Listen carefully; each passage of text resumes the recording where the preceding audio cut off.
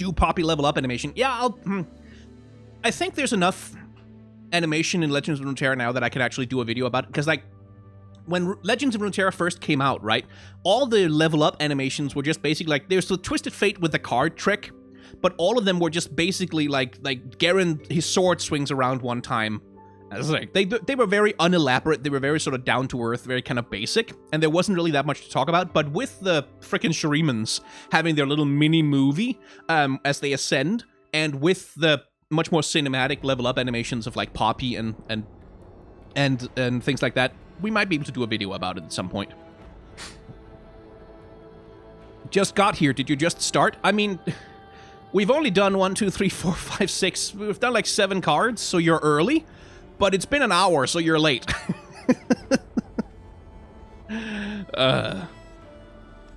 Like, there's plenty of stream left to go. Like, you just stick around, buddy. Oh my god, there's 1,500 people here almost. Well, 1,400.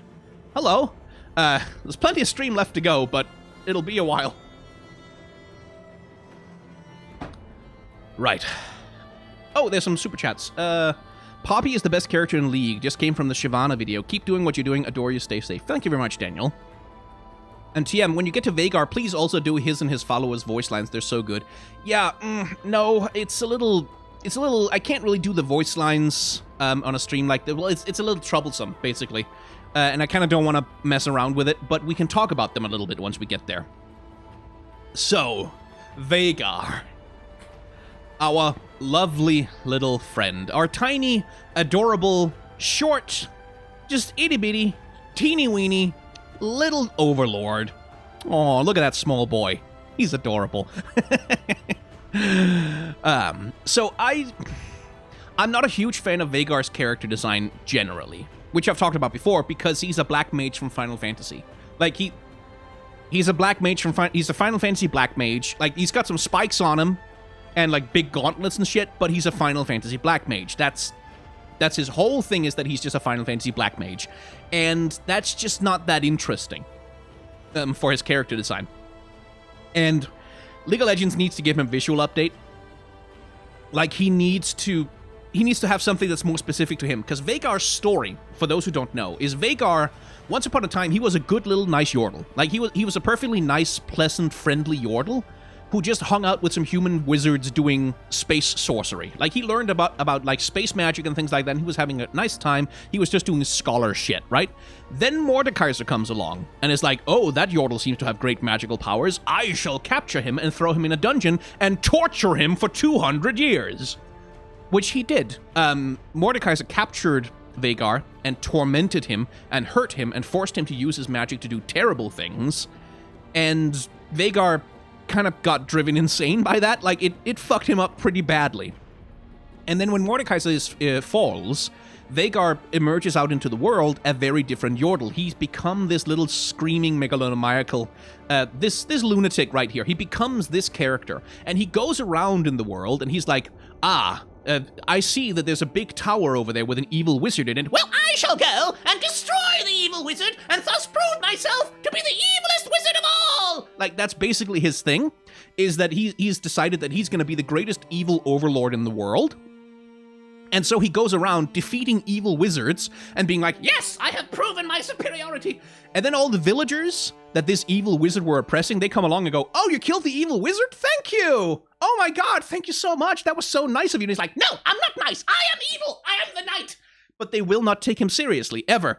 And so Veigar just gets frustrated and leaves because he tries to be evil. He tries to be an evil overlord like Mordekaiser, but he fails. He always fails, and the implication of his story is that Veigar isn't really an evil overlord. Like, he's not actually evil, but he's turned into this cartoonish parody of Mordekaiser as a way to get revenge on him, essentially. He's turned into this cartoon version of Mordekaiser as a sort of a means to cope with his trauma, essentially. And so Veigar is this very, very evil bad guy who's just not capable of doing evil. Like, he tries so hard to be a bad guy. Like, he has the castle, he has the lightning, he has, like, the bards, he has the bats, but he just can't get himself to be mean. Like, he just can't do it. He tries, and he screams, and he throws spells around, but he can't actually hurt people. Which makes him so adorable and so lovely. I like him so much. He's such a lovely character, but the problem is he just looks like a fucking black mage. Like, he just looks like a black mage. And what I would really like is for him to have a design that's more specifically, like, more explicitly about being a parody version of Mordekaiser. One that's more specifically about being a parody version of an evil overlord. Like, something that looks a little bit more, like, explicitly in that direction, rather than trying to look, like, rather than just being a black mage with spikes on. Like, there's some storytelling there that could be done. That's quite good. Oh my god, Veigar is Megamind. Yeah, he's a Megamind kind of character. Like, he's a little bit like that. But that's Veigar's story, and that's his character design thing. There's a whole other thing. Anyway, this artwork, very good. I quite like it because it really does demonstrate Veigar's sensibilities, right? Like, he has this evil castle with evil spires and evil little bats flying around.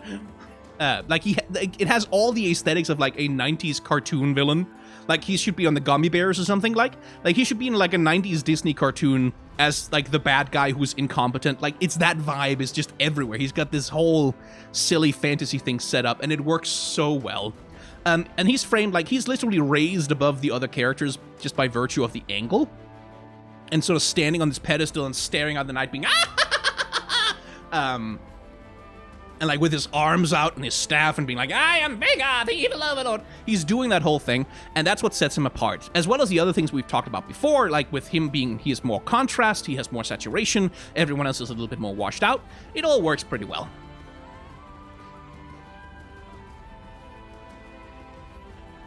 Then we have his level 2. And one of the things I really love about Veigar, and, like, his followers and his artwork and his presence in Legends of Runeterra, is that he's made minions canon. The minions are canon now.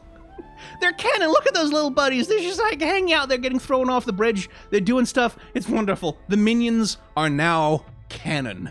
And I love that. I adore that Veigar canonically, like, all the minions in League of Legends are canonically Veigar's minions.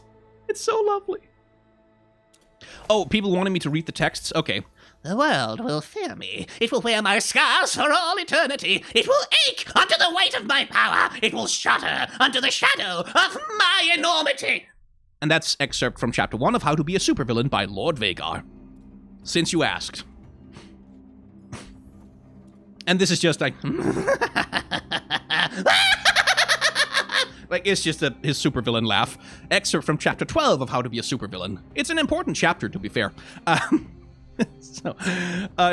minions are canon. I'm so happy. I'm so happy that the minions are canon, and I'm so happy that they're Veigar's minion. It's lovely. Maybe animations on the short channel? Maybe. I can't really do it in 1 minute. I don't think that's, like, not enough time, but yeah. Wings of Shu. How about a mini pre-reworked Mordekaiser skin for Veigar? Yeah, something like that. I mean, I always felt like, this is just me, I feel like Veigar's voice really shouldn't be so screechy. Like, it really shouldn't be like, ah! Like, it shouldn't have that quality. I always felt like Veigar would be better as, like, a Marvin the Martian kind of character. Ah, yes, I am the evil Lord Veigar, and I shall take over the world. Like a little bit more like a nerd. Rather than being sort of screechy and kind of, But that fits in better with his whole thing about being so upset that he's short. Like, having him be screechy and kind of squeaky and small. Whereas I always think of him as more of a Marvin the Martian, like, ah, yes, my Imodium 248 space modulator. Like, that kind of thing. But that's just me. Anyway, the card art. We're supposed to be looking at the art of the cards. Yes. So, framing. Yes, framing. So there's a little bit of framing going on here. You can see this portal from which Mecha Veigar is emerging. You can see how that kind of leads into... almost like a spiral, like this little thing. So the bridge and the portal itself becomes the frame for Veigar. And of course, Veigar is the largest thing on screen, which he's very happy with. He's very large now, and he's very pleased with that. So, like, that sort of centers him as the main thing in the image. And then there's the usual stuff like saturation, like contrast, which is the highest on Veigar, and everyone else is a little bit more desaturated.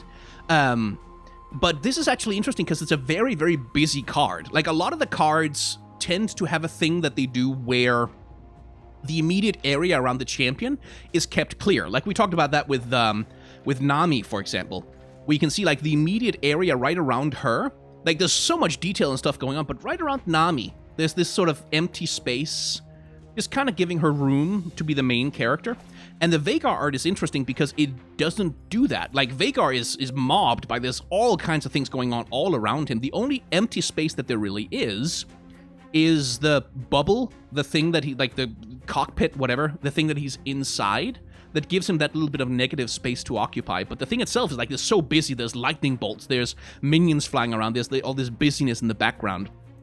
And that gives the whole scene much more of a, like, it gives it, the whole scene, this frantic energy, like, because you can see it's Veigar marching out, and he's got his minions, and he's got, like his companions and his followers and stuff, and everything, like, there's this mad energy of, like, we march to war, my little army, like, you can hear the minions going, like, and they get sapped by lightning from his staff. Like, there's this chaotic sort of gremlin energy to the whole image, and the busyness of the aesthetic, at least I think, helps sell that. Like, it helps it all make it all feel more like this is a bunch of cartoon villains going to war, basically. Like, it's very silly. It's sort of very over the top. The energy is great. Like, look at Veigar's pose in this mech. Like, he's not striding forward like a battle sword. Like, he's not a Power Ranger doing a Mega Sword thing. He's summoned this little ridiculous robot thing that sort of waddles across the bridge, holding a giant book and a staff, and like, it's all comedy, it's all fun, it's all adorable. I love it. And yeah, as people are pointing out in chat, that's the Morellonomicon right there. And that right there, the hat, you may not recognize it because the colors are different, but that is Rabadon's death cap on his head. Or at least a version of it, anyway. I love Veigar so much. Like, I love him, I love his minions. Oh, we'll talk about his minions. He's got some fantastic minions. But such a good Yordle. He deserves a visual update. He really does. Anyway, Darkness, not that interesting. This one's a little bit interesting, like, just because we get a sense of scale. We see that Veigar is apparently using this thing to stun a Noxian soldier, who's probably quite fucked. Like, he's gonna take a big blow to the head, probably, because he's standing right at the edge of it. Poor guy.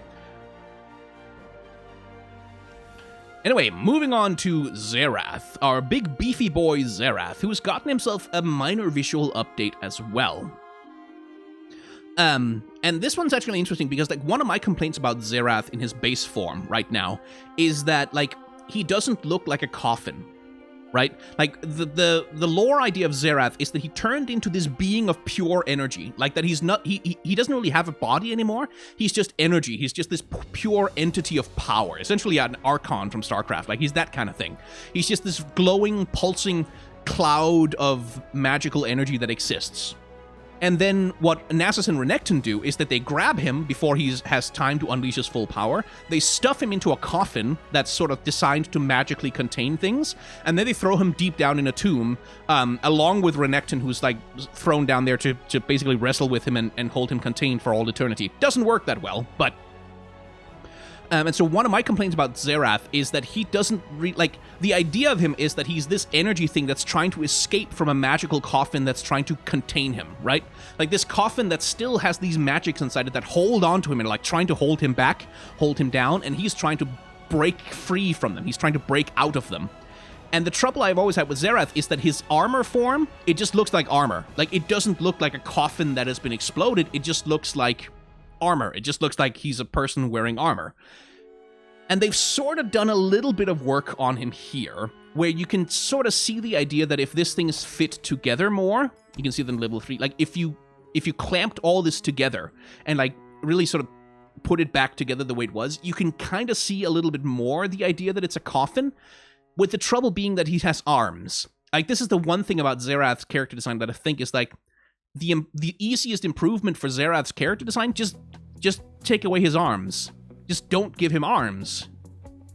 Because that way it would look like a sarcophagus. Like, it would look like a sarcophagus that is, like, floating in the air and, like, lightning is sort of breaking out from inside it and stuff.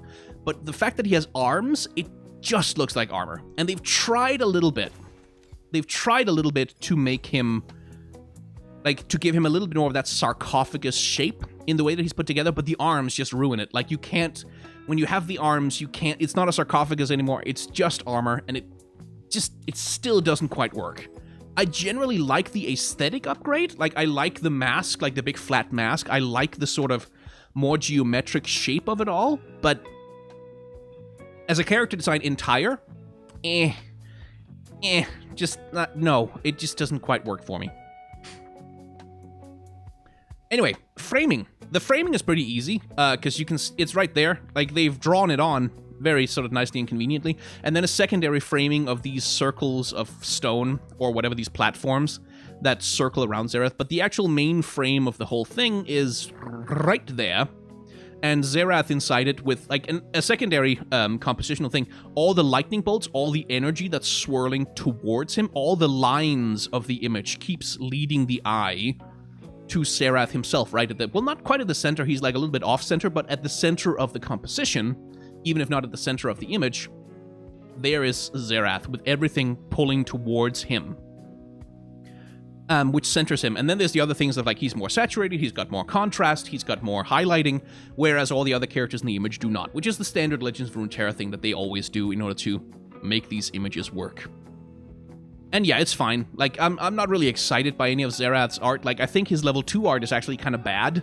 Well, no, not bad. It's not bad at all, but it just looks a lot more like a level 1 art to me. Because all he's really doing is he's blasting, like, one person with lightning.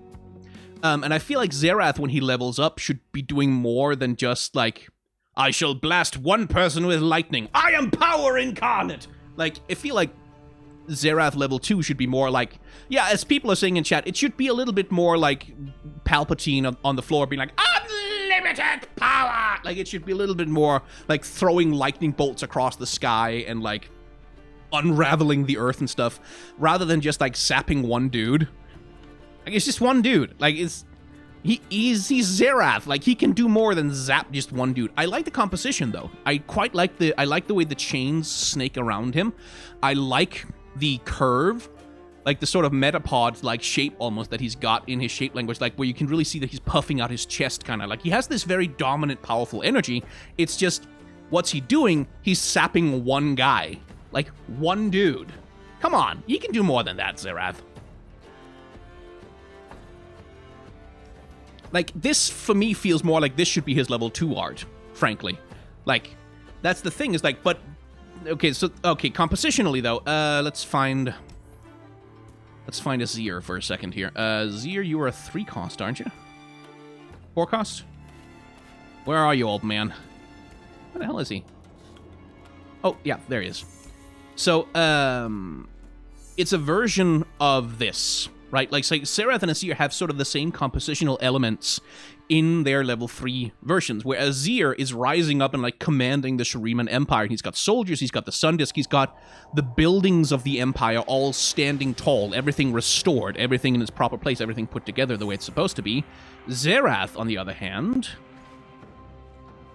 as he ascends to his highest power, he's not really making an empire. You can see he's more like animating these lightning servants. Like, he's creating these zombies in his own service. He's throwing all these pillars off the ground. He's not building anything. He's more like just exploding out across everything. So, like, the storytelling here is supposed to contrast the way that the two of them wield the power that they have. Yeah, and as someone points out as Iron Brew points out in chat, his coffin also looks a little bit more shattered. Like, it looks a little bit more frayed, like it's falling apart a little bit more, like he's escaping. His power is finally emerging fully from this thing that's constantly containing him. But this Xerath is more like he's supposed to be framed more as a mark of ruin. Like, he's destroying things. He's he's destroying landmarks. Yes, bonus suck, making a good point. He's destroying landmarks, which is like his thing. As a character is destroying landmarks in the game. So he's supposed to be this force of destruction, where Xer is this force of restoration of the Empire kind of thing. And the storytelling there is fine. It's just that for Xerath as a character, this feels like his level 2. Like, this feels more like what he would do when he levels up the first time. And then his level 3 feels more like he would be leveling mountains and shit, is kind of the thing. Yeah, the coffin fragments on his arms are flat out gauntlets in this version. Yeah, that's the problem, like I talked about previously, Nicky Boy. Is like Xerath's coffin just looks like armor. Like, it just looks like a suit. Which is like, it's the one thing. Like, just cut his arms off. Like, he would be great if you just cut his arms off. But oh well.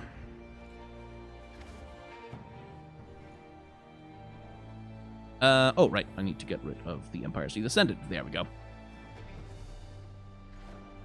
Moving on to Senna, who has been transitioned from a follower to an actual champion card. Why don't I work at Riot? It's probably because I keep calling their CEO an asshole on Twitter. Like, it's probably because I keep calling their chief operating officer a dickhead for groping his employees, which he did. Chief operating officer of Riot, Scott Gelb, was credibly accused of groping his employees' genitals and farting on their faces during meetings, and Riot said, yes, he has acted inappropriately, but we need to keep him as a leader because he's so valuable. He's so valuable as a leader, we can't fire him, so we're just going to give him 2 weeks unpaid vacation. So Scott Gelb can, like, so I keep calling Scott Gelb an asshole on Twitter, and I keep calling Nicolas Laurent, who is the CEO of Riot, a bit of an asshole on Twitter. So, like, first of all, I have never applied to work at Riot. Well, at least not... Yeah. I don't apply to work at Riot, and second of all, they wouldn't hire me because I never shut up about how their leadership are assholes. Anyway, let's talk about the card art. So, Senna is an interesting card art because Lucian is there, and this is like a very different version of a Champion Splash, where usually in Champion Splashes we'll see them like doing the stuff that they normally do, like doing the stuff that they spend their time doing, right? Like or important bits of their story that are sort of key to their character. Senna has a much different vibe because Senna here, you can see this is her essentially like you can see she's looking at the black mist and like the ghostly energy and the power she has as a wraith, as an undead. And the expression on her is like this sense of like she's being drawn towards it or obsessed with it. She has this dark, ghostly power right here, and then behind her, hand on her shoulder, sort of tenderly like pulling at her and saying, "Senna, come back to me." We have Lucian calling her back towards humanity. So there's this little bit of storytelling going on about Senna's dual nature, which at once she is tied to the darkness and she's drawn to the darkness. Like, she has an obsession with the black mist. She has an obsession with the dead. And then on the other hand, she has her mortal ties, like her ties to Lucian, her duties as a sentinel, and her love, and like all of that stuff. And so there's this storytelling going on, like this tension in Senna's characters being shown here in a way that's really quite subtle. Like it's not very obvious exactly what's going on here. But once you sort of sit and look at it and take in the vibes and sort of get the feeling of like what's the emotional play between the characters, it's like it's really quite nice. Like it's a really nice bit of storytelling for who Senna is as a character. Like you can see her eyes lit up, obsessed with these deadly ghostly energies, and Lucian like being, hey, come back. You don't belong there anymore. Right? And there's a great expression on his face. Like Lucian, most of the time when we see Lucian, like he's just angry. That's like mostly his thing. Is like he's just mad. He's just mad at stuff. Like he's just got like big dark brows and like I'm Lucian. I'm the Avenger. Blah blah blah. Light slinger. Blah blah blah. That's most of the time. That's Lucian. But then here with Senna, it's much softer. Like it's a much softer expression. It's a much gentler expression. Right? Like this is him when he's actually being a human person rather than being a light sentinel, rather than being the light slinger.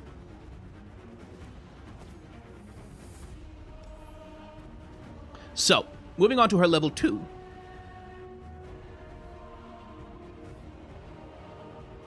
I say, taking a sip of tea in the middle of my sentence. So this is Senna in a different mode. This is Senna as the leader of the light sentinels. And like, I really like this splash art a lot, because there's a couple of good storytelling things going on. First of all, Senna has the unique ability to manipulate the black mist and even to free souls that are trapped within the black mist from their containment. Like, she can free them, she can break them free of Veigar's control, she can break them free of the control of the black mist. And so look at what all the tendrils of darkness are doing here. All of them are sort of converging on Senna. They're all being drawn to her. They're all coming at her, sort of approaching her, because she's the one who has the ability to sort of like to intercede with them, like to work with them, to draw them into her. This is how she destroys Veigar, by the way, in the disappointing Absolution cinematic. She draws the black mist out of him. She pulls it from him, denies him access to its powers, and that's when they can finally seal him.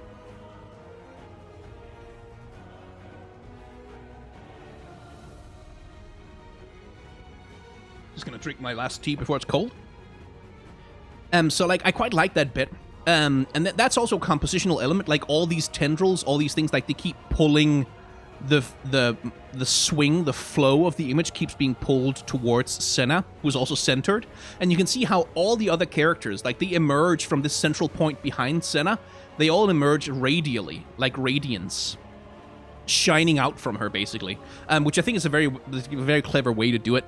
I'm not sure, but I think maybe it's not Olaf back there, but it's whoever used the axes before Olaf did. Kind of looks like it's the dude back there. And we have some of the other Sentinel cards, which we'll talk about, because, like, there's some fucking cool Light Sentinel character designs, man. Which we didn't get to see jack shit of in the actual Light Sentinels event, but now that we have them as card art, oh, we get to spend some time with some cool-ass motherfucking Sentinels, and I'm quite happy about that. Oh, wait, didn't mean to do that. Which is very cool. But this is Senna, sort of, she's centered in the frame, all the lines of the image draw towards her, she's kind of separated a little bit from the other characters, and everything sort of radiates out from her, and that makes her the central character. Very good compositional choices. Let's see, that one's just cool, but there's not much to say about it, and that's about it, yeah. Then there's poor Sion. Poor Sion. So, Sion's story, in case you're not familiar, is that he was the guy who killed Jarvan the First, right? He's a Demacian general, just super badass, powerful soldier dude, who charged into battle against the Demacians, killed Jarvan the First with his bare fucking hands, and then he was killed by the Demacians all around him. Like, he charged into a battle he knew he couldn't win, and then he killed Jarvan the First, choking him to death. And then he died. But an element of Jarvan the First exists still within Sion. His jaw, this thing right here, that's the crown of Jarvan the First that was taken from the battlefield and grafted onto him in death. He's a Noxian. Noxian general. Noxian, not Demacian. Yes.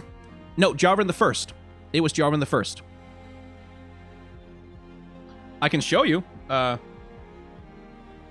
Sion Universe. I can bring it up on screen.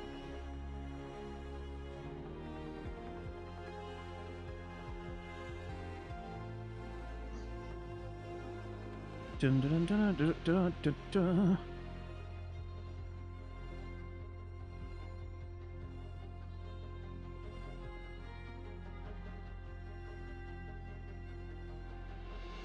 There. Sion tore straight through the Demacian lines, seeking out their leader, King Jarvan the First. And he finally reached Jarvan. The fight was brutal. Sion dropped his axe and with a final burst of strength tore the king's crown from his head with one hand, clamping another around his throat. Jarvan's guards stabbed Sion again and again, but his grip did not loosen. Only when the enemy's king was slain did Sion allow death to claim him. So, Jarvan the First. Don't know why people think it's this Jarvan the Second for some reason, but it's Jarvan the First. Anyway, so he dies, and he is entombed in Noxus as a great warrior or whatever.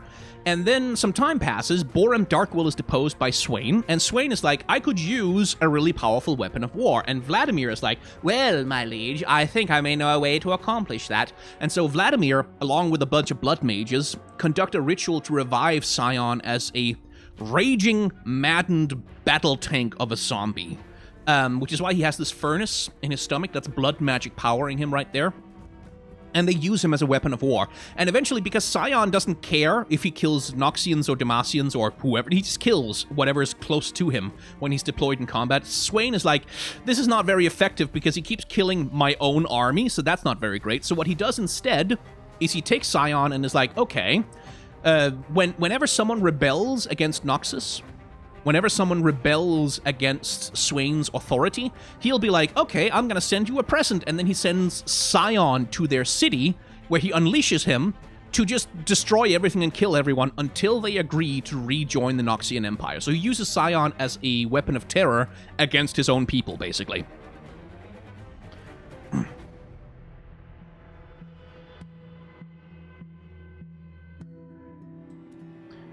So yeah, like, Swain might be a bad guy. Just pointing that out. Anyway, so the splash art here, like, the framing is pretty obvious because Sion is making his own frame. This is him just tearing a building apart with his bare hands. Like, you can see the thing crumbling around him. And that creates the negative space that he needs to be a frame for him. Then there's some very obvious highlighting, like this pure white, blue-tinged edge lighting around the top of his shoulders, sort of highlighting his enormous muscles and his power and his strength. And then, of course, he's more contrasted, he's more saturated than the characters in the background, the other zombies that get used in battle along with Sion. So, like, the composition here is pretty clear, like, fairly obvious, and it's very well put together. One little character design element of Sion, by the way, this is a classic thing. When you have a big hulking character, like a really big character, you want them to look extra muscular and extra powerful. Just make their head a little bit smaller. Like, a little bit smaller than it should be. Just give them a slightly smaller head than is actually reasonable, and their entire body will look way more bulky by comparison. It's a very classic trick. The Hulk does it. Lots of big, bulky characters like this do it, but it's just, notice how small their heads actually are relative to things like their kneecaps or their fingers, something like that. But it's a very effective way to create a big character. Anyway, his level 2 is... Yeah, I mean, again, the framing is fairly obvious because Sion makes it. You can see this cloud of dust and debris that bursts out along with Sion from the background, creates this sort of frame, this negative background space, this sort of flat background color against which Sion stands out clear as day. Imagine if there hadn't been this dust cloud behind him. Imagine if you'd had this color, this like gray steel blue sky, or steel gray bluish sky right behind his gray steel bluish body. Like, Sion wouldn't stand out against this background at all. Like, he would basically fade into it. So instead, we have this cloud of dust that creates this darker space against which his pale skin can be really, like, effectively highlighted. And then there's also just, like, that Sion is, in terms of narrative, the center of the image. Like, he's the person who's doing a thing, and everyone else and everything else is reacting to the thing that he's doing. Which, again, in terms of visual storytelling, tells us that Sion is the acting agent in this image. But yeah, this is excellent. And as always, like, Legends of Runeterra has some of the best incidental character design in League of Legends at all. Like, look how different the characters in the backgrounds look. Like, look how different this guy's face is from that guy's face, right? Like, they have different hairstyles, they have different facial shapes, they have different facial anatomies, they have different, like, body types. Like, it's just nice to see, like, the diversity and the differences between characters in the background of Legends of Runeterra art, sort of demonstrating that you can have very varied and interesting character design even in games that are based around, like, sort of heightened fantasy aesthetics. Someone says it's Cythria. I'm pretty sure that's not Cythria down there. Reasonably sure that that's not Cythria. Anyway, his level 3. This is, well, not level 3. It's when you kill him and he doesn't die, when he's ephemeral. Is Sion, like, at the end of the battle, where you can see people have tried very hard to make him stop. There's a lot of arrows. He's been torn. There's holes in him, so, like, where the blood magic is leaking out. He's got an axe embedded deep in his side. And yet, this man is not about to stop doing what he does best, which is just beating the shit out of people. And here, like, he's just the biggest thing in the entire image. Like, he's just the largest character on screen, which makes him instantly the central character.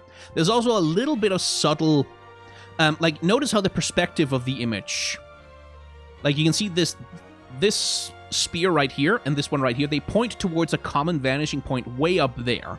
So you have this two-point perspective? Yeah, probably more of a two-point perspective, really, where there's a vanishing point somewhere way the hell up there, and we're, like, way down at ground level looking up at Sion, but you can also see how his body itself, it sort of fits into this sort of triangular shape as well that aligns with the perspective of the image. Like, that that works really well. And as people are pointing out, it's probably the Radiant Guardian who's being thrown to the ground over here, because she's present in, not in this one, but another one of Sion's follower cards. The Radiant Guardian is there. And so because of the blonde hair, people are presuming that that's probably the Radiant Guardian getting killed really, really badly by Sion here. We also have the Lady of Blood hanging out just over on the side, like looking at the effectiveness of the weapon that she's deploying in combat. And as you can see here, she's also rendered like much less distinctly than Sion. This is this thing we talked about again, like making certain characters blurry, like making them less distinct in the image in order to like highlight the central character and avoid having two main protagonists.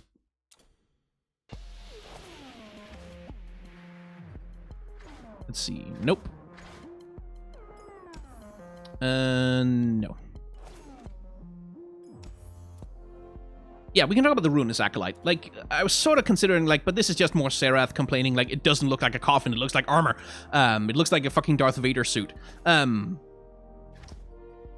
think, hang on, I don't know. Does the Ruinous Acolyte show up as a regular card? It's a 2-cost. Yeah, he's down there. Okay, we'll talk about him then. And move on to the Demacian Sentinel, who is clearly, like, sort of a Fiora school of swordsmanship. The dude in the foreground of Sion level 1 looks like TV's guy. No, he doesn't. Sorry. I should check Super Chats, by the way. Veigar is such a nerd that he vanity published his own book about a thing he's not even that good at doing. Yeah, Matthew, that's very much what he is. Hey, Uncle Skine, wondering if you got any tips on how we can organize ourselves on creative process, like a routine or method to get things done. Nope. Sorry. Like, the best advice I have is to track the stuff that you do. Like, get some kind of app or a calendar, and then write down the stuff that you do each day, and that can sort of help you keep track of what you've actually been doing. But no, I'm vastly disorganized and very bad at getting things done, except in a panic at the last minute. So sorry, can't help you there. Right, Demacian Sentinel. She has a Scottish accent, by the way, in the cards, which I think quite delightful. Is like I like to imagine that she charges at the blacksmith like, "Aye, come catch ya, wee cunts!" Like, I can't do a Scottish accent, but like in that sort of voice, just shouting at them in Scots. But yeah, I'm a little mixed on her arm. Like it feels a little weirdly twisted the way it goes into the saber here. There's a little anatomy thing that I'm not really sure if the foreshortening works on what the character is doing right here, but it's also a very minor nitpick. Anyway, the pose I quite like. I like the dynamism, like you have these swooping curves, like up through the hip here, out across the torso, and then swinging into, like, sort of transferring the energy into that stab in a very nice way. Again, with the foreshortening, like, I feel like this blade should be turned more towards us rather than sideways. Just little nitpicky things about that, but I like the pose. I like the use of color. Like, you can see how the background, she's on the Shadow Isles doing stuff. So everything in the background is sort of like teal, and it's sort of very dark, and it's like teals, blacks, browns, grays. And then she is all like bright white cloak and this like sheer black outfit that makes her like highly contrasted with the background, which I think is quite lovely. Yeah, not a lot to say about this one. Like, it's perfectly fine. Like, I have some nitpicks about the specifics of how the anatomy is put together, where some parts of it don't quite work for me, but that's minor shit.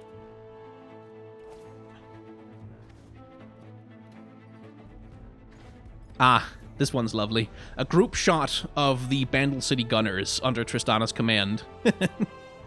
Just a lovely little group of characters, right? And here again is where I gush about the character design in Legends of Runeterra, because, like, look how different these characters... Like, they're all Yordles, right? Like, they're all, like, more or less the same size. They all have more or less the same proportions because they are so tiny that you can't do much with them.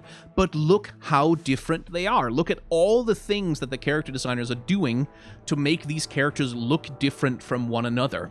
Like, using the eyebrows on this Yordle here to create, like, this large eye shape there, whereas the eyebrows here, because they're so lowered over the eyes, gives a completely different mood. And, like, it's just, like, yeah, using all of the character to do the design. Yes, I like it. Like, the costuming is like distinctly different. Their poses, their like the way that they hold themselves, the way that they carry themselves in terms of their moves. It's just good character design. Love it. Is that Graves' gun in the background? I do not believe so, no. Oh, the guy who's holding this? No, that's his own gun. He has his own shotgun. Not quite Graves' size, but quite good. Anyway, Hex Explosive Minefield. This would be one of Sig's landmarks. And here there's an interesting compositional thing happening. Because try and follow the sand. Like, try and follow this. Like, you can see these swooping curves and the lines of it. Can you see how, like, that sort of leads down into the valley where you sort of follow this swoop and this curve, and then that eventually leads you over to, oh, hey. Like, so the sand itself and, like, these lines of landmines that they're leaving behind, which is, like, kind of mean of them, it all sort of forms this little swooping arc that kind of leads you to the thing itself, which, again, we'll get to this thing later, but it's one of Sig's contraptions. And here, we also have a little bit of a frame. Like, you can see the edge here of the tree going into this. Sort of, there's this little sort of, there's a break open of it here, but there's this little frame right there that kind of creates this, there's a little bit of framing around the thing itself as it's, like, powering on and leaving. That I think is quite lovely. Like, it's a really nice little composition to sort of draw a connection between these things and that thing, that this thing is somehow responsible for or leaving these things behind or has something to do with them. Which is quite good storytelling for a thing which is just a landmark, right?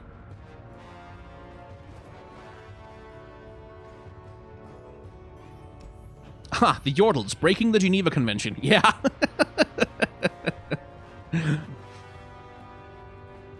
So, the inventive chemist is one of Zig's followers. Giselle was one of Professor Heimerdinger's best students until she heard of Zig's strange experiments down in Sion.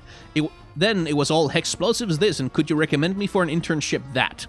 And I like the lore that's being implied here, is that Heimerdinger is at Piltover University, and he has, like, Yordle students who are, like, listening to him, and then some of them are like, oh, Ziggs is doing experiments in Sion, you say? Explosions, you say? Professor Heimerdinger, could I have a transfer, please? Extra credit for explosives research? I kind of love that, like, the idea that they're sort of rival professors of various Yordle sciences. Yeah, Ziggs poached from Heimerdinger. Yeah, he did.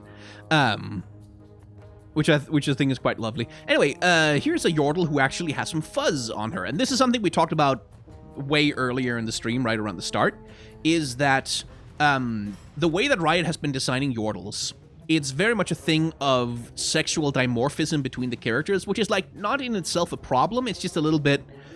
All the female Yordles have just been smooth the whole time. Like, all of them just, like, completely smooth little mini-humans. And then all the male Yordles have been, like, little fuzzballs, like they're little furry animals.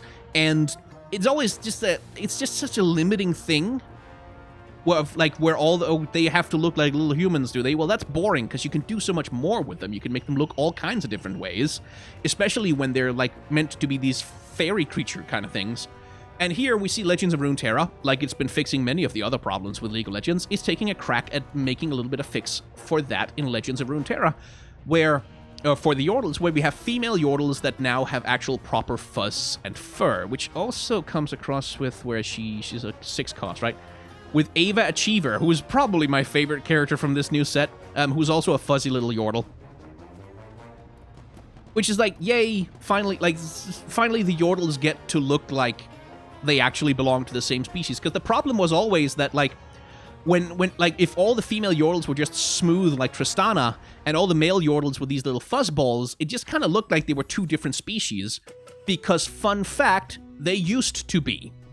Because way back in the day, way back in the forgotten long ago times of Season 1, and before Season 1, Tristana was not a Yordle. She was a Megling, which was a sort of little goblin creature, like basically goblins in all but name.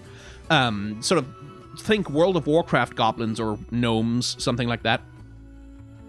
And they were a separate species from Yordles. And Riot very quickly retconned that. Like, they very quickly was like, oh no, that's too confusing, we don't want to deal with more species than we need to, so they retconned all the Meglings out of existence, and now they are all just Yordles. And Poppy, I believe, was originally designed also to be a Megling, which is why she's so smooth. But then events like they very quickly, like when she came out, pretty much I think they had already retconned the Mechlings out and turned Poppy into an actual Yordle. So like that's the history of why the female Yordles looked so smooth while the male Yordles look so fuzzy. They used to be different species. So I'm glad that they've sort of been unified a little bit more to say, okay, Yordles can be smooth, they can be fuzzy, they can be all kinds of different things. They can be fizz, they can be brown, they can be blue, they can be violet sky, they can be purple, they can be hurtful, they can be anything you like. Yeah, we'll get to Teemo and Fizz. Don't worry about it, Noah. We'll get to Teemo and Fizz. We'll do that at near the end of the stream, I think. Because we're focusing on the new cards right now. So that's the history of that. So it's like nice to see fuzzy female Yordle. I'm just happy to see that. Anyway, biggest character on the screen. She's more saturated. Secondary character being the safety inspector who's going like, this thing is smoking and it's full of acid and you've got a bomb in it. What are you doing? Oh, it's fine, old man. Don't worry. They can be brown. Yeah. I can be brown. I can be blue. I can be violet sky.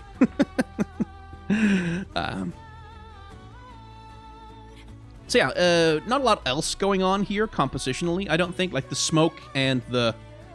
Like, there's a little bit of framing here, I think. Just a bit for the main character, but not that much. Mostly she's just highlighted with light, and she's saturated, and she's got higher contrast than the secondary character in the image. I like that we're seeing it from below. Like, we haven't talked that much about angles.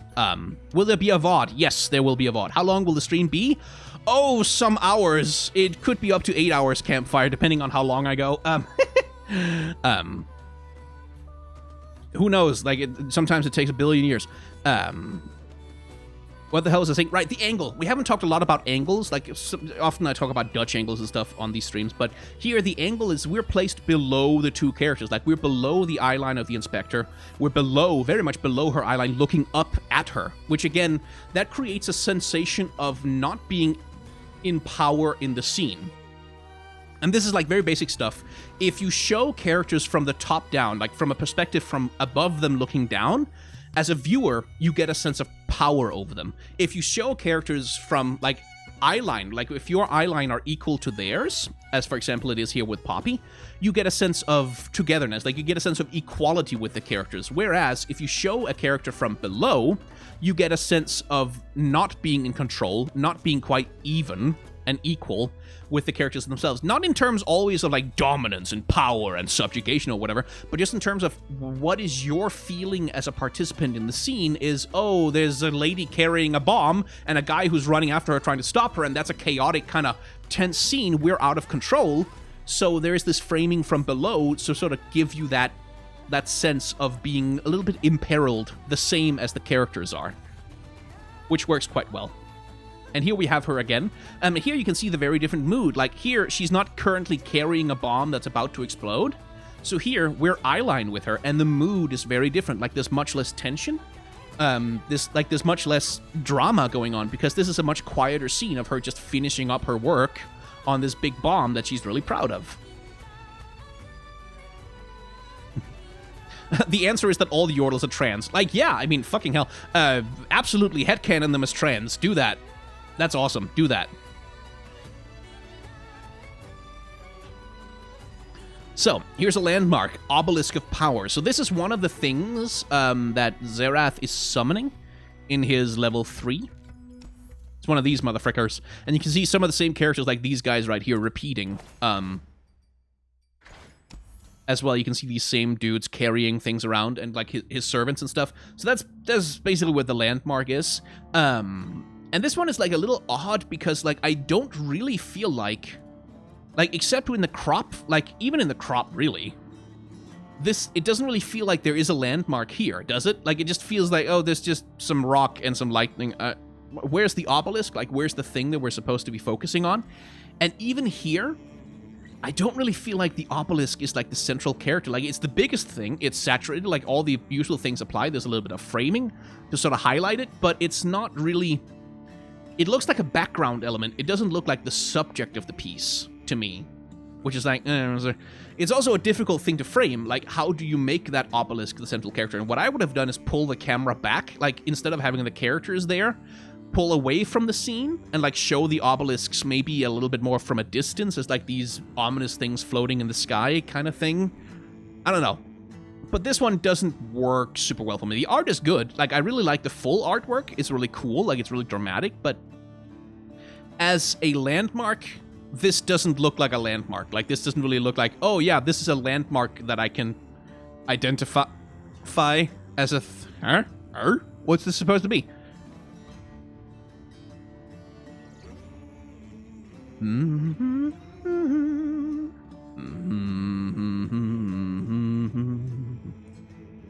I just can't go low enough for Tom Kench's theme. So, the Otterpuss. And this is another one of those things that League of Legends itself, like League of Legends, the game, has kind of lost over time, is that they used to design these very strange, odd creatures all the time. Like, they used to do it all the time. They used to make these strange new animals as part of the lore. That doesn't happen so much anymore, but Legends of Runeterra keeps this going in the best style with otters that are also octopuses, which is fantastic. That's a great thing to do. I love this. Just look at these lovely little boys. Like, this one's distracting the undersea researcher guy, and the other one's stealing his food. Stealing his food right out of his thing. One thing I'm not 100% clear on is, like, how is he just standing there underwater? Because, like, we are underwater. There's a fish there, and you can see things, like, you can see lily pads floating on the surface and bubbles. So how is he just standing there? I don't... Yeah, that's weird. I'm not really sure how it's the conch... what the hell is he called? The conchologist. It's this guy right here. Like, I understand here he's floating. Like, he's floating in the water, and there's fish and stuff is going on. But then how is he just standing there? Yordle magic. Yeah, Yordle magic. Who cares? Doesn't matter. Doesn't matter. It's not important. Anyway, talking about angles. So we haven't talked about this much on this stream because it's something I've repeated 100 billion times. But we have a Dutch angle going on here. And what a Dutch angle means, it's a term that I'm borrowing from film studies, but it's basically when there's a horizon and it's just like flat across the screen, that's like a steady shot, right? Like, that's a normal angle. But then if you take the horizon and you just twist it, like you twist it from being here to being, for example, here, you have what's often called a Dutch angle, like an off-kilter angle on a thing. And the thing that does in cinema is it makes you feel unsteady. It makes you feel off balance.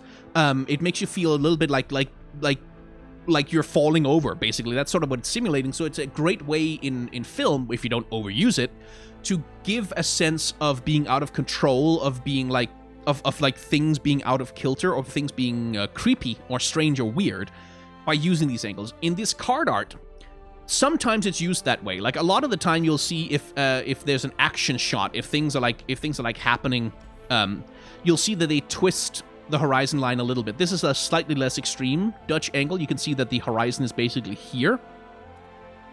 Like, that's just to make the action pop a little bit more, to make things feel more chaotic and weird.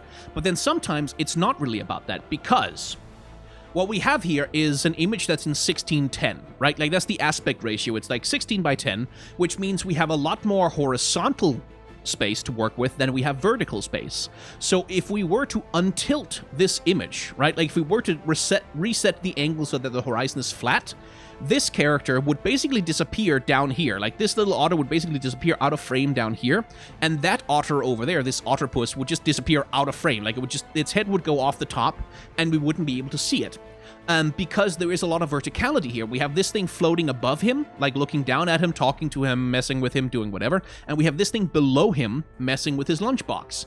And in order to fit that verticality into a format that's so flat and so wide, you can use a Dutch angle to tilt the XY axis a little bit so that you have more space to work with up top and more space to work with down below, and you can fit it all in the frame. And that's something that they do a lot in Legends of Runeterra, in order to fit more vertical space into the card art than they can actually do with the 16 by 10 resolution. So that's just a compositional thing also, but it also works with the mood of this piece, because of course this is a scene of mischievousness. This is a scene of them playing a prank on him, of like one of them is distracting him, the other one is stealing his food. This is a funny, sort of lighthearted, silly scene. So tilting the angle works for the energy that you want to portray here. Okay, I need something to drink, just a sec.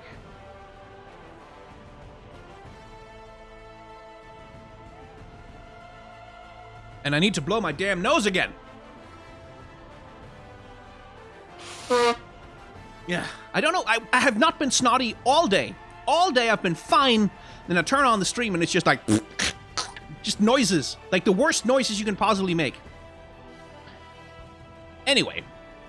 Composition of the thing itself. We have 3 characters. They're all the central character of the image, basically. So they are all rendered in, like, with the same level of detail, with the same contrast, and with the same lighting. What makes the Yordle researcher guy central is that this character is looking at him, and this character is like separated from them. So like you have more characters going on over here. He's centered in the image. He's like standing tall, like rising out of the image on this little wedge shape right here. That all helps kind of center him as a main character of the image. Battlefield Earth has Dutch angles. What a classic movie. Don't watch Battlefield Earth. Don't do it. It's terrible. It's awful. It's famous for having 10 billion Dutch angles and not knowing what the fuck they're for. But yeah, and I love this. I love this card art in general. Like, I love the perspective, like looking from below this stream or this little pond or whatever, like seeing lily pads floating above you on these long streamers. Like, that's gorgeous. And the way the sunlight paddles down through the surface of the water. Like, this is a really beautiful piece of underwater artwork. It's so whimsical. It's so fun. I love it. It's really lovely. And then here we have the prank where the otterpuses clearly are doing like an ink splash thing on him. Poor guy. He's just trying to be friends with them. Let's see. Poison dart. Don't care that much. Ah. Protoporo. So this is our confirmation, basically, that Gnar is going to be added to Legends of Runeterra at some point. It's right here. It's these little guys. We have these prehistoric Yordles hanging out, doing prehistoric Yordle shit. And they have brought with them a prehistoric Poro. And... am I going to have to be the tedious guy now? Yes, I am. Okay, so I'm going to have to be the buzzkill tedious guy a little bit and say that just aesthetically, a lot of this shit is a little bit problematic. Like, just... a little bit like this idea, first of all, from like an anthropological perspective, this idea that like people from 100,000 years ago, 300,000 years ago, like these hunter-gatherer tribes were like more physically primitive than modern human beings, which is like the aesthetic that's been coming through here is like that these, like the Poro here is like, oh, there's this crunched up sort of caveman looking little motherfucker. As a historian, I have to tell you that that's a problematic framing of the past because humans that lived 100,000 years ago were no less evolved than us. Like, we've only had 100,000 years to separate from them. That's nothing in evolutionary terms. They are not... like, they're not more primitive than us on a biological level. They just live in different cultures than us. And there is this tendency to see human history as this constant evolution towards greater refinement and more sophisticated human... oh, fuck. Okay, my OBS just disconnected from the stream. Okay, I think I reconnected.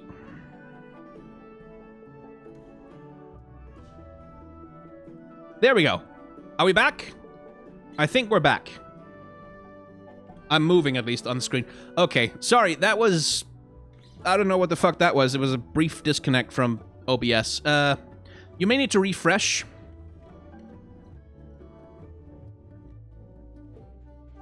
You may need to refresh the stream. If it's not... if anyone complains that they can't see it, just tell them to refresh. Something cut out. I don't know why. Anyway... what I was saying is, like prehistoric humans, prehistoric beings, prehistoric people, they were not less evolved than us. They were not more primitive. They were just different. And that's something, like, what informs all of the art of these prehistoric Yordles and all the prehistoric things that are being added to the game is sort of that particular vibe of, like, oh, ha, ha, ha, these primitive people from the before times, they were stupid and didn't know, like, like, they were dumber and less evolved and more primitive and more, like, brutish. And that's a framing that I'm not fond of as a historian because it's not true. So, yeah, sorry, I needed to be tedious there for a second. Anyway, getting back to the artwork itself, actually. Proto-Poro is adorable. I do love his little mustache and his giant eyebrows. And so the framing here is interesting because he's literally highlighted by this shaft of golden sunlight coming down from above, right? Like, we have lots of characters in this image. We have this big transformed proto-Yordle back here. Not sure, it's not Gnar, but it's someone doing something similar to what Gnar can do. And then we have, like, these little other Yordles hanging out. But he's highlighted, quite literally, by this shaft of golden sunlight breaking through the canopy and falling upon him, highlighting him in the image. And then there's a little bit of framing. Like, where, like, you have the rock that sort of creates this shape for him to occupy. You have these little wedges of grass, or whatever the hell those things are, along with the trees and stuff, creating a little bit of a framing for the Yordle, for the Poro to occupy. And that all works pretty well.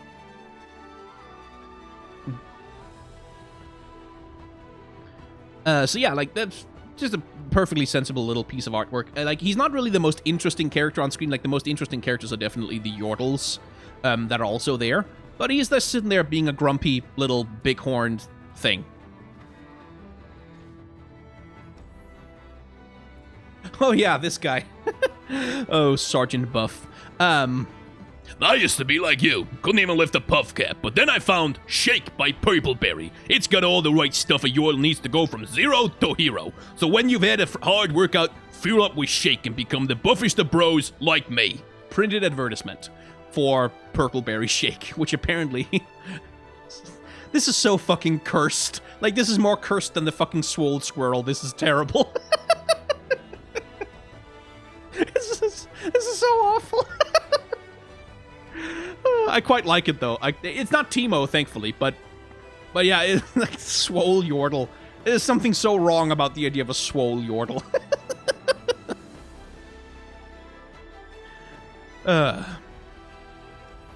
Anyway, Reborn Grenadier. This is the Noxian Grenadier. Apparently, just the same guy. Let's see. Grenadier. It's apparently just this guy again, doing the same thing that he was doing before. And just, like, brought back to life to do the damn thing again. After being blown up the first time, he's back to life from the powers of the Noxian blood sorcerers or whatever to do his self-explosion thing one more time. Have you heard the Swole Yordle and Swole Squirrel interaction? Yes, I have. I have heard it. It's so cursed. Sion hanging out here in the background, just subtly waiting for the other guys to charge first, I guess, which is unusual of him. But yeah, some interesting compositional things. So, vanishing points. The vanishing point for this image is somewhere around here, like somewhere around his hips, somewhere around here. That would be the vanishing point that, like, everything else is sort of aligned around. And so because he's right in the center of the vanishing point, what that does is naturally just makes everything else in the image kind of point to him a little bit. Like, you can see the axe of the Noxian soldiers charging. You can see the lines, like, on these rocks right here. Sort of, they all just sort of point towards a central point that he occupies, and that's, like, the simplest way to make a character the central character. Then there's the other stuff we've already talked about. He's more rendered, he's got more contrast, he's got more highlights, he's got more color, where everyone else is more washed out, and that's the easy way to make this guy the main character.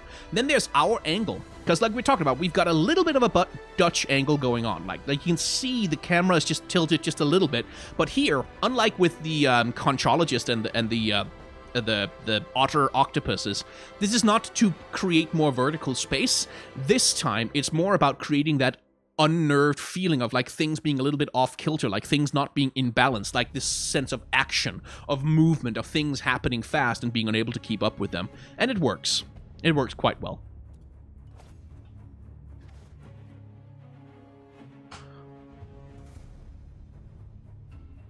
Let's see, where were we? Ah, yes, this lovely boy. The Stinky Wump. A wump that has become so stinky and so upset with mushrooms that mushrooms now grow from it. Which, oh boy, unfortunate. So, much the same as with the Grenadier, by the way, we have a vanishing point that's somewhere down here, and that creates these concentric circles in the sewer system where they're at. That all, not quite center on him, but like they all sort of draw, you can see the lines of the image all sort of draw attention to him, and then the stink lines, just the smell, the stench itself, creates these curving lines through the image that just keep leading you back to ya boy. Yeah, boy over here. And his lovely little prancing. And then there's the usual stuff, like he's more rendered, like especially if you take a look at the fur on this one here in the foreground, this wump. Like you can see that its fur is rendered a little bit more roughly. It's rendered a little bit more, a little bit less lovingly than the fur on the guy back here, which again helps center this guy as the central character because he's more, air quotes, in focus in the frame. But yeah, just a lovely little bit of grossness, of gross out fart humor, basically. It's just, haha, stinky smells and poop. Whee! Is essentially what's going on here. Here we have a continuation of the Otterpuss and the stuff that was going on with the conchologist, which is this adorable little fella picking up a sandwich from the guy's lunchbox. On hand, my sandwich this instant! Yeah.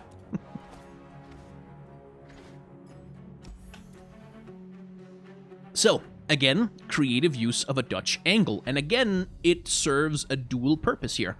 It does help to give us a little bit more vertical space. Like, if we untilted this image and made this horizon line flat, what we would miss is this thing over here, which is the claw of the big monster that Poppy is fighting. This is basically happening during Poppy's level 2 art.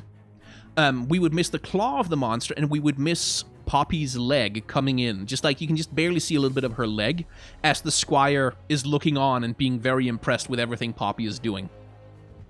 It's Peppy, yes. This is Peppy the squire. Who is like just massively infatuated with Poppy and wants to be a great hero just like Poppy is. So we can see the level 2 of Poppy happening here in the background. You can see in the shadow play, basically, on the walls, or on the tree. The big maw of the monster and Poppy, like, swinging her hammer. And just her watching this play, like, oh my god, it's so cool!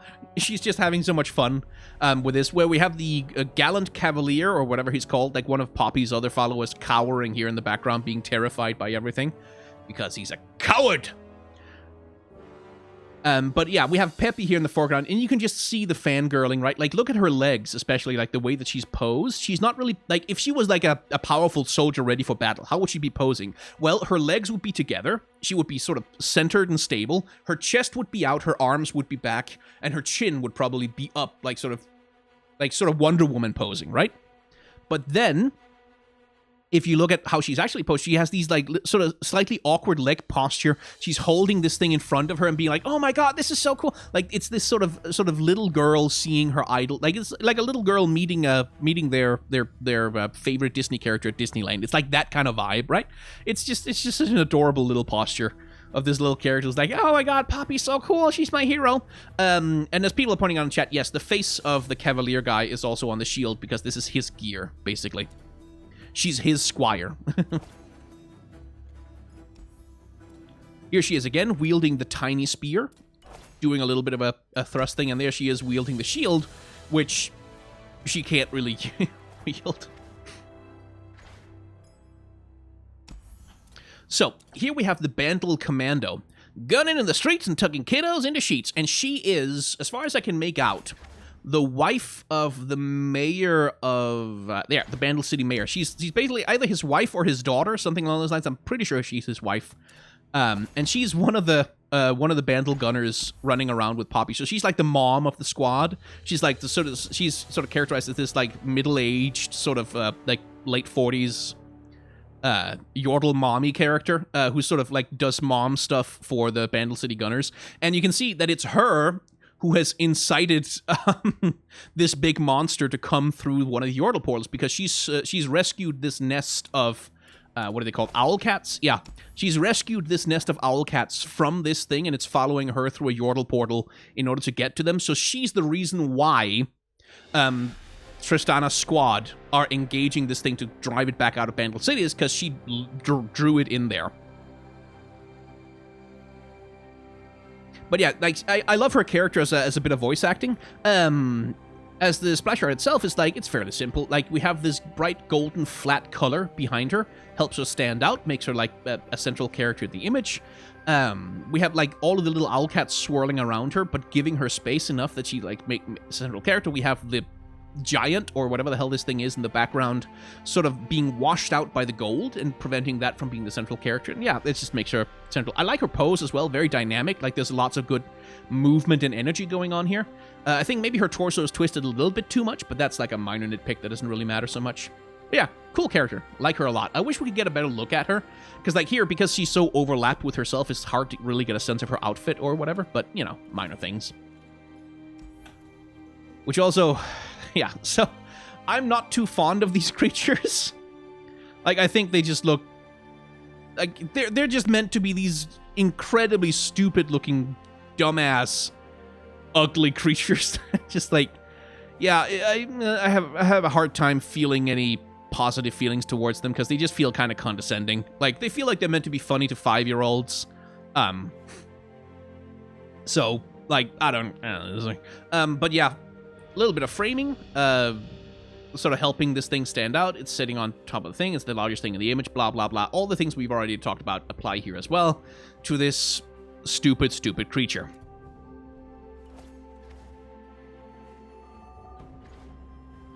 As we finally get to the Bomber Twins, and these are the lunatics who, if you look here in the background, these are the lunatics who've been spreading minefields all over the deserts of Shurima, apparently. Probably around a Bandle portal, looking at the fauna that's around here, but yeah, they're the lunatics who've been spreading, like, bombs and minefields all over the place because, well, they're testing out whatever the hell this lunatic thing is. The Fussyfoot Bomberator X did precisely what it was meant to do. So chaos, plus it was easy to parallel park. General Grievous's persona. But yeah, there's not really much to talk about here because I feel like the characters aren't really that present in this image. Like, they both have, like, Ziggs mouths, right? Like, they have these big Ziggs grins, which apparently you get if you're a Yordle who's obsessed with explosions. You get this giant mouth and big teeth. But they're not really there as characters. Like, we don't really get to see or interact with them. The main character of this image, rather, is the big machine. Which is just, like, tearing ass across the desert. And this one has actually some quite good composition to it. Because you have, like, the path itself, there's this narrow strip that sort of curves away over here. You have this trail of smoke just following it. You have the bombs that are being thrown out. Like, so there's a lot of energy, a lot of action, a lot of vibes. Like, a lot of there's a lot of great feeling in this image, but the characters themselves are just kind of not there. They're more like incidental pieces of the background, and it's kind of a pity because, like, we have this pink Yordle and this blue Yordle, and they're clearly twins, and they clearly love explosions, and I feel like there would be some fun character design you could do with them, but because there's such non-entities in the image, it's hard to feel any attachment to either of them.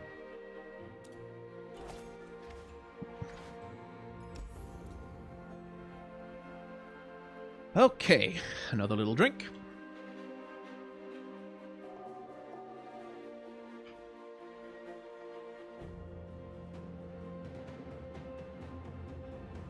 So, the conchologist himself, and we might as well start with this little compositional element.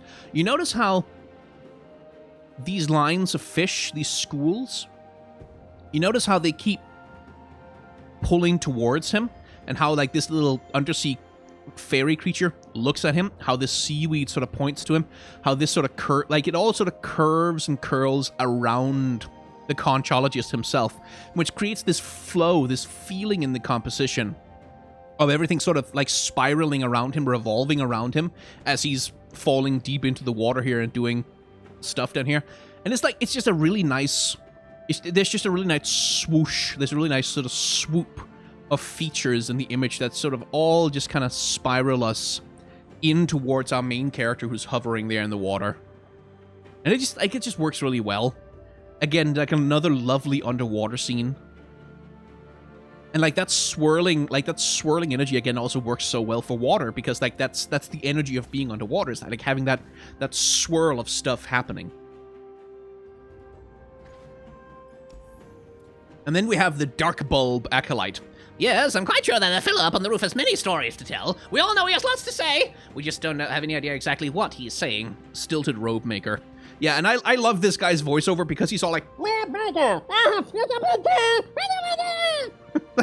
like everything he says is like...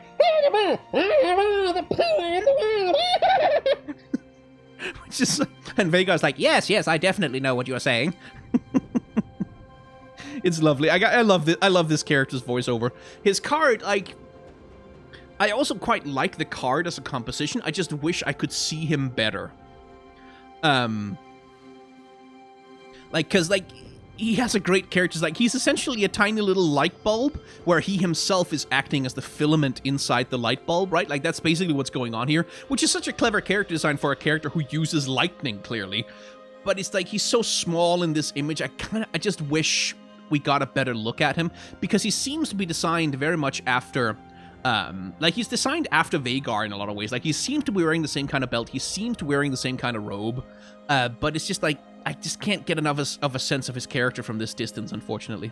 But I do really like, yeah, the perfect little helper. Hey, I see someone's been reading Donald Duck comics. But I really do like how top-heavy he is, like how big this light bulb mask thing that he's wearing, just how huge it is relative to his tiny body. That's a good comedy character. Like, it really works. And so we're using these, like, dark spikes coming out of the ground or whatever. Like, we're using that one as a platform to him to sort of center him in the image. We have this lightning energy that just sort of radiates towards him. And then, subtly, you have, like, these spikes, like, doing a little bit of pointing. Just a little bit of pointing, like, in his general direction, so that, again, the flow of the image leads you towards him at the center of it. And again, obviously, Dutch angle, because you can never have enough Dutch angles.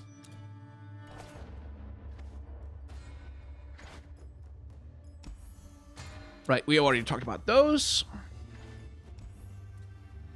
Yeah, not much to say about this one. This is Ava Achiever, demonstrating how she makes her Yordle traps. So, it used to be in the lore that Caitlyn had these Yordle snap traps, right? That were traps for catching Yordles. Like, that's basically, in the lore, that's basically what they were. That she was, like, she didn't really like Yordles. She hunted them a little bit. She tried to catch them with her snap traps.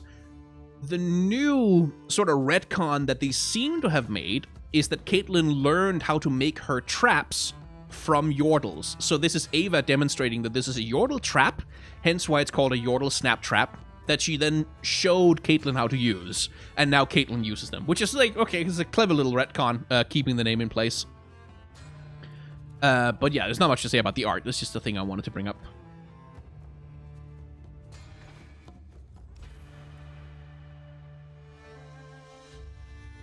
By the way, are they doing stuff on the Shadow Isles in canon? Who is Vapandrus? Do you mean the Sentinels? Because I believe with Viego gone, we don't actually know what the status of the Shadow Isles are. Like, presumably the Black Mist is still around, and the Sentinels still need to deal with it, but we don't actually know. Oh, Veigar and his crew. No, I don't think they're doing anything on the Shadow Isles. Veigar and his crew seem to be in Bandle City. But they are associated with the Shadow Isles for purposes of gameplay. So, like, yeah, I wouldn't put too much stock in region associations and Legends of Runeterra, because that often has more to do with, oh, this character and their powers fit into the Shadow Isles better than they do elsewhere, and that's why we put them on the Shadow Isles. That's why. So don't think too hard about it, I don't think. Okay, so moving on to... I really like the energy of this card, the Fallen Rider. And I really like the mood and energy of this card. Because, like, just look at this menacing motherfucker. Because there's a clever thing going on. Because there's two characters in the image. We have the Basilisk itself, and then we have the Rider. And what I really like is the contrast energy. So we have this ruined village scene, like this Demacian outpost that they've just destroyed. You can see the Basilisk is like crushing Demacians underfoot. I think actually, yeah, that is a Demacian. Crushing Demacians underfoot, and you can see it's sort of searching for victims, like, arr, arr. Like there's this energy of like hunting to it. But then you look at the Rider, and he's just sitting there, like completely relaxed, completely calm, sword down, this statuesque figure on top of this raging monster. Like that eerie stillness that he's got going on. Like this really good vibes. That's a really spooky character. That makes the character look really scary and dangerous, menacing. So I really like that. Compositionally, the Rider and the Basilisk themselves essentially describe a triangle, like a pyramid shape that rises up out of the middle of the image. So you have like the buildings rising on the left, and you can see how like you have these buildings sort of rising on the right and rising on the left, and then in the middle of it you have this triangular shape made up of the Rider and the Basilisk that sort of create this center space for them to occupy that makes them large in the image and also makes them, just makes them literally jut out and make them stand out. And Dutch angles as well. Yes, as people are pointing on chat, Dutch angle, because again, yeah, ring wraith energy, as someone says, as the Dreamer says in chat. And the Dutch angle again, because we are off kilter. This is tense. This is dangerous. This is scary. And then we get to see what happens when the Rider is not so chill, and when he's actually really pissed and doing his war stuff. And here, much less menacing energy, right? Much less oh, this guy is spooky and scary, and much more, I'm just gonna fucking kill you with my blood sword or whatever. We're back with the Dutch angle once again, because of course we're in the middle of an action scene. Here it's also a little bit about creating vertical space, like we talked about, because if we corrected the angle here, we would get this, we would have to put the Basilisk itself really close to the floor of the image. Compositionally, the Basilisk would have to be down here to make enough room for this big swoop to still be visible in the vertical space of the screen. And that would make for a kind of a bad composition, ultimately. That just wouldn't look very good and dynamic, and so the Dutch angle here is also just helping with the compositional element of wanting to have this big swoop with this vertical component to it. But yeah, again, they are careful. This is something that they do a lot when they have these scenes set inside cities or set inside settlements. What they'll often do with the characters is they'll make sure that the background to the characters themselves, rather than being these detailed buildings and background renderings, is just sky. It's just flat sky, so you can have this flat gray or flat blue color in the background that they can be contrasted against to help them stand out from the image. Compare and contrast, if there had been a lot of complicated burned out structures and shit in the background of these characters, you wouldn't really be able to tell the details of the characters as much. They wouldn't stand out as much. Whereas if you leave all the detailed buildings, just kind of shove them to the side of the image and give it a lot of open sky and flat color, you can make the characters stand out a lot better, which is again, simple compositional element, but it works. Oh my god, we're only at the 2 costs. Holy shit, this is gonna be a long stream, guys.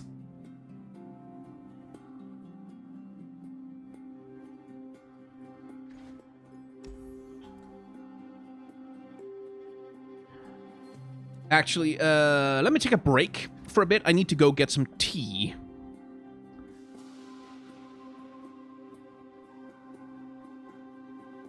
And rest my voice so I don't completely break it to pieces. So yeah, I'll be back in a little bit and we'll continue with Dr. Eslanger over here.